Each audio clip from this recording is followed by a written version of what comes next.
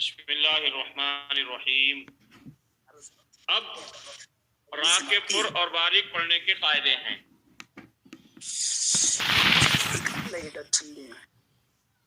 اس کے جو ہے قاعدے بتا دیے انہوں نے. اب را کے بتائیں گے.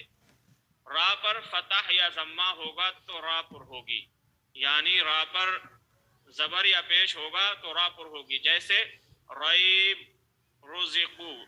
نمبر 2، را ساکن سے پہلے ضمہ یا فتح ہو تو را پر ہوگی، جیسے قرآن، برق.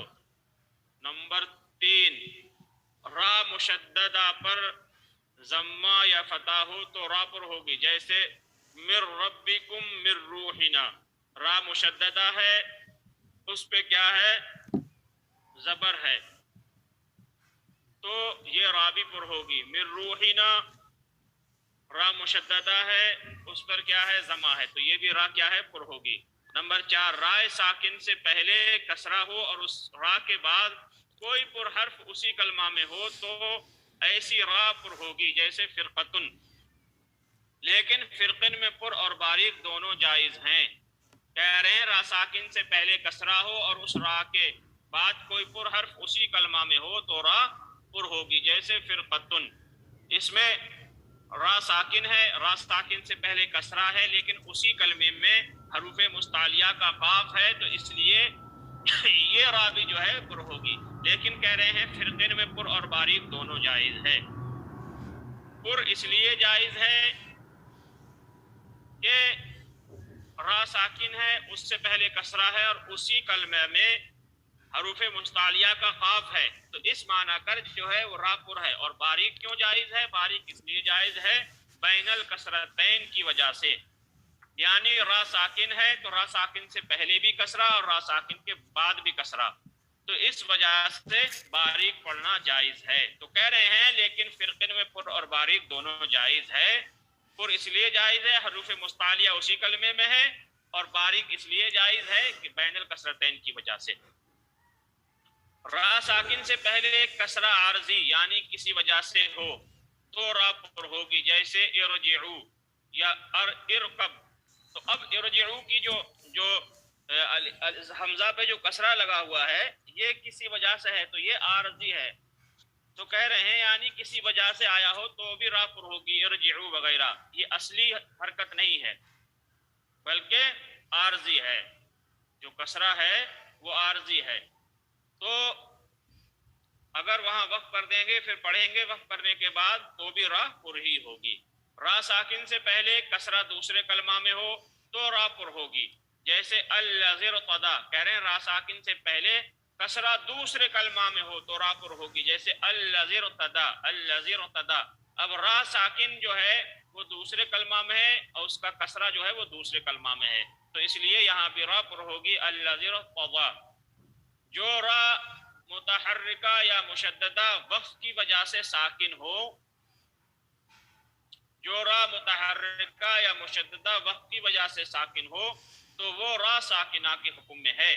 کہہ رہے ہیں جو را متحرکہ یعنی حرکت والی را ہو یا مشددہ تشدید والی را ہو، وہ وقف کی وجہ سے ساکن ہو تو وہ را ساکنہ کے حکم میں ہے. یعنی یہ کہنا چاہ رہے ہیں جیسے ہے بالبر یا لیس البر، تو لیس البر میں جو را ہے وہ کیا ہے؟ مشددہ ہے، لیکن جب اس میں وقف کر دیں گے تو وہ را بھی مشددہ اگرچہ ہے لیکن جب وقف کریں گے تو وہ را جو ہے ساکنہ کے حکم میں آ جائے گی.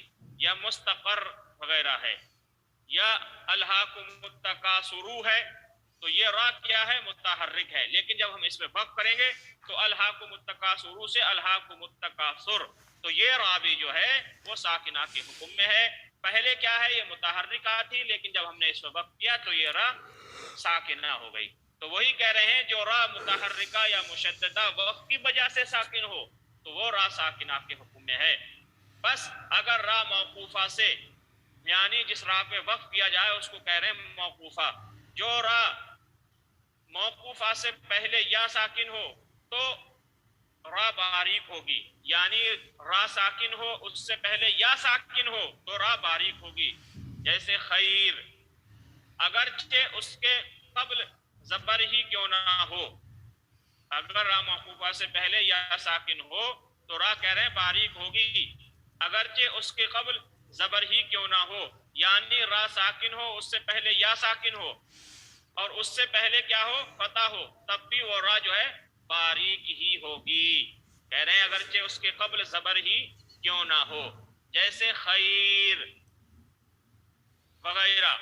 غرض کے را موقوفہ سے پہلے اگر ساکن ہو تو تیسرے حرف کی حرکت کے لحاظ سے حکم دیا جائے گا، مگر قبل کسرہ اور یا ساکنہ کی صورت میں ترقیق ہوگی، یعنی باریک ہوگی. یہ کہہ رہے ہیں کہ را موقوفہ سے پہلے اگر ساکن ہو تو تیسرے حرف کی حرکت کے لحاظ سے حکم دیا جائے گا.